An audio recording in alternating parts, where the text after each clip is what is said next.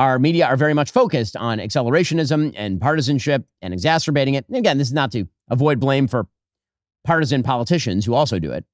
But I have to say that things are increasingly stupid here in the United States. They're truly stupid.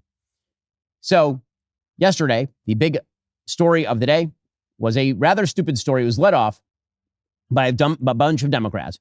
We put up their video yesterday. This is a bunch of Democrats ranging from Senator Alyssa Slotkin of Michigan to Representative Jason Crow of Colorado, calling on members of the military to disobey illegal orders. Now, we should note what this is and what it isn't. There's what it says, and then there's what it implies, and now we're playing in the dumb space between them. So, what it actually says is not illegal. Telling people they don't and cannot obey illegal orders, that, of course, is true. Duh. Right? If somebody gives you an order to go mow down a bunch of school children for no reason, and there would be no reason, if someone tells you to go do that, then you have to disobey that order if you're in the U.S. military, obviously.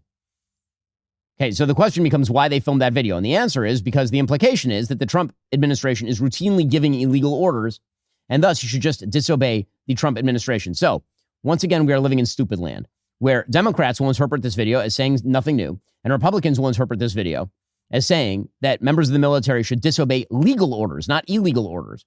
Here is the video. Like us, you all swore an oath to protect and defend this Constitution. Right now, the threats to our Constitution aren't just coming from abroad, but from right here at home. Our laws are clear. You can refuse illegal orders. You can refuse illegal orders. You must refuse illegal orders. No one has to carry out orders that violate the law or our Constitution. We know this is hard, and that it's a difficult time to be a public servant. But whether you're serving in the CIA, the Army, our Navy, the Air Force, your vigilance is critical. And know that we have your back. Okay, so this pissed off President Trump, I think kind of justifiably, because the implication is that President Trump is routinely giving illegal orders, which of course is not true. Well, that then caused the President of the United States to put out a statement on Truth Social in which he said that these lawmakers were guilty of what he called, quote, seditious behavior punishable by death. Which, I mean, is that true? No. I mean, no. And there's not a court in America that could convict them of seditious behavior punishable by death. Right? That is actually not seditious behavior punishable by death. You may say that it is seditious behavior, but saying it's punishable by death means like a legal violation. They would have to go to trial. You'd have to make the claim that they were actually inciting treason against the government.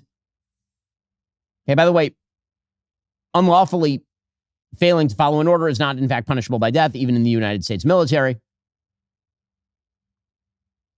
He wrote, quote, each one of these traitors to our country should be arrested and put on trial. Their words cannot be allowed to stand. An example must be set. Now, here's the thing about President Trump. We're all used to this by now. Are we going back to 2017 when everybody just went nuts with their hair on fire about the crap that he was putting on, at that time, X, or what was called Twitter at the time? Like, we've done this before. These sort of bizarre news cycles where Trump says something that is uncalibrated, to say the least, and then everybody runs around like a chicken with their head cut off. Can we just point out, Trump is not actual. I understand that now we're doing the reverse, right? Democrats are going to read that comment. They're going to say, he is literally calling for them to be arrested and put on trial and executed. And if you read the language, that is literally what he is calling for. And then there's the reality, which is Trump is not going to do any of that stuff, which we all know, obviously. When Caroline Leavitt was asked if President Trump wants people executed, here's what she had to say at the White House. Just to be clear, does the president want to execute members of Congress? No. Let's be clear about what the president is responding to, because many in this room want to talk about the president's response, but not what brought the president to responding in this way. You have sitting members of the United States Congress who conspired together to orchestrate a video message to members of the United States military, to active duty service members, to members of the national security apparatus, encouraging them to defy the president's lawful orders. Okay, so again, the answer that matters there is the beginning, where she says, no, he doesn't want people executed. Democrats, of course, decided to jump on this and then make hay out of it, as one would. So apparently, Democrats put out a statement from Mark Kelly, Alyssa Slotkin, Jason Crow, Chris Deluzio, Maggie Goodlander, and Chrissy Houlihan, who are the people in the video, in which they said, what's most telling is that the president considers it punishable by death for us to restate the law.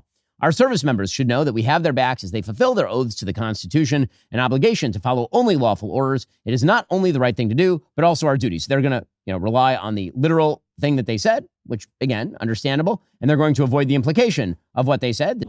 More on this in a moment. First, you remember that water crisis in Flint, Michigan a while back? You'd think America might have gotten its act together by now on, the clean drinking water, but not so true. Lead and heavy metals are still showing up in city after city. The pipes running into your home, a lot of them are older than your grandparents, and what's flowing through them is not what you'd actually want your kids drinking. That's why my team and I use Cove Pure to purify our water here in the studio. Because if you think career politicians who've ignored this problem for decades are going to just swoop in to save you, you might be waiting a while. The EPA itself admits millions of Americans are still exposed to lead in tap water. Lead doesn't just show up in reports. It's tied directly to developmental harm, brain function loss, long-term health issues.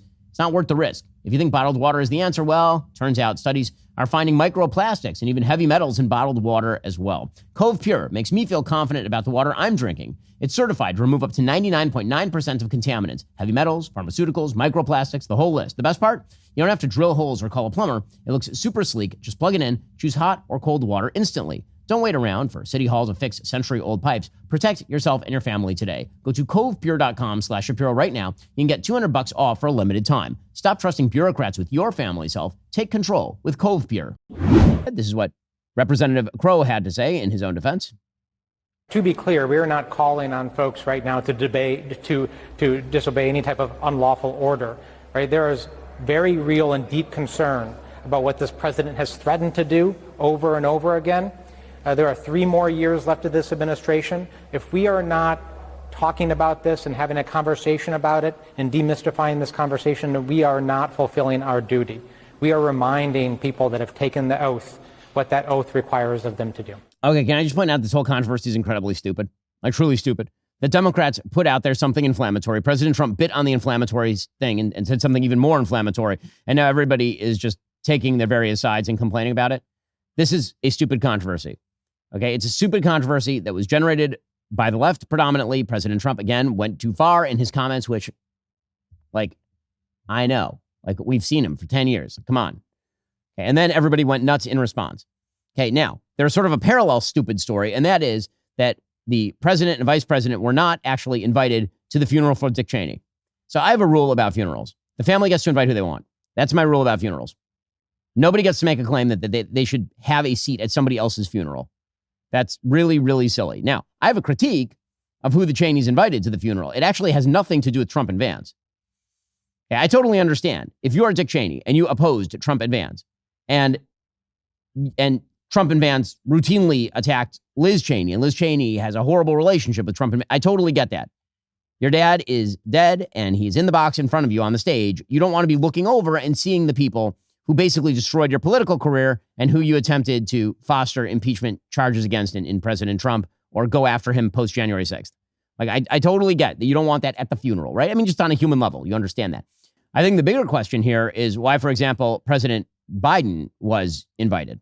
Because if you're talking about somebody who helped destroy Dick Cheney's legacy, one of those people would be Joe Biden, who as vice president was very much in favor of the precipitous withdrawal from Iraq that led to the loss of some of the gains that had been actually made in the late stages of the Bush administration with the 2007 surge. And then also it was Joe Biden who presided over the complete collapse of American support in Afghanistan, handing the entire country back to the Taliban. So, yeah, I have more critiques of the Cheney family for inviting Joe Biden than I do for the Cheney family inviting and not inviting Trump and Vance. But, the right is going a little bit nuts over this. I don't know. I'm just not there. I'm just not there. When it comes to funerals, basic rule, you get to invite who you want. Daily Wire Plus Black Friday, it's here right now. Get your annual Daily Wire Plus membership for half the price. All the shows, all the movies, all the news you need. 50% off. Go to dailywire.com/subscribe.